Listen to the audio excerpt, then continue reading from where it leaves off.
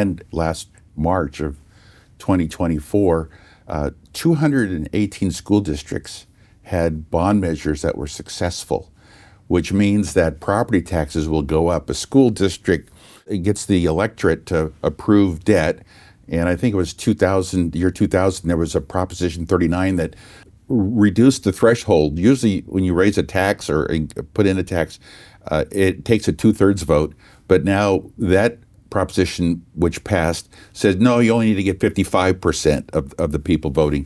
So there's a lot of people that have kids or think it's a good idea, or maybe they think it's good to have a good school district, yada, yada. They'll tell you the school buildings need repair. And so 56, 57%, and boom, you have this bond. So now the bond is paid for not by the school district, but by the owners of property within the district. So every residence will pay their proportionate share based on their assessed value for the amount of the debt payments. And that will be on your property tax bill, which you pay on December 10th and April 10th if you own real estate. And it will probably be there for 25, maybe 30 years, depending on... So this is the bond payment that will come out of that tax? Is that right? You'll pay your proportionate share. So it gets a little interesting. You might have a neighbor, thanks to Proposition 13, that has a very low basis on his home, and he'll pay, maybe so much per 100,000. So let's say his house is valued or assessed at $500,000. He'll pay 15 times 5, $75. But his neighbor just bought a house and he paid $2 million. So he pays 4 times more.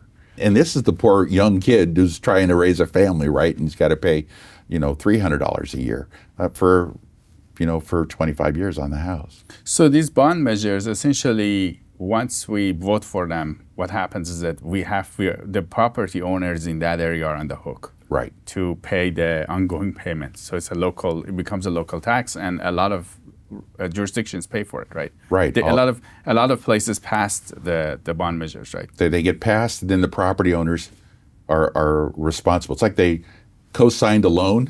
It's like, but wait a second, the borrower never paid for it. You get to pay for it. It's on your tab, and so it'll show up on your property tax bill every year. And that's not very clear for people, right? Probably not, because you have multiple school districts. You're in a junior college or community college district. They pass bonds. You might be in a high school district. You might also have an elementary school district. A lot of the school districts are called unified, so they have it from kindergarten to 12th grade. So, but you might have some overlap, and you might find, if you look at your tax bill, you might have 2, maybe 3 different school districts that were able to convince you to vote for this bond. And the process is rather interesting. They don't really say we need to borrow this much money because we had estimates done on how much the construction would cost to fix the school, to either fix or add a new room or install a theater or whatever is on the list of things. What they do is they contact voters and say, how much could you afford to pay? Could you give up a cup of coffee a month or a week? Or, well, yeah, maybe I could. And so they find out, what's the threshold? The average assessed value. How much are they willing to pay? Is it $100 a year? Is it $150 a year? Is it $10 a month? And then they size the debt based on what the survey shows. So they borrow money, but probably not what they really need, but what will be approved by voters.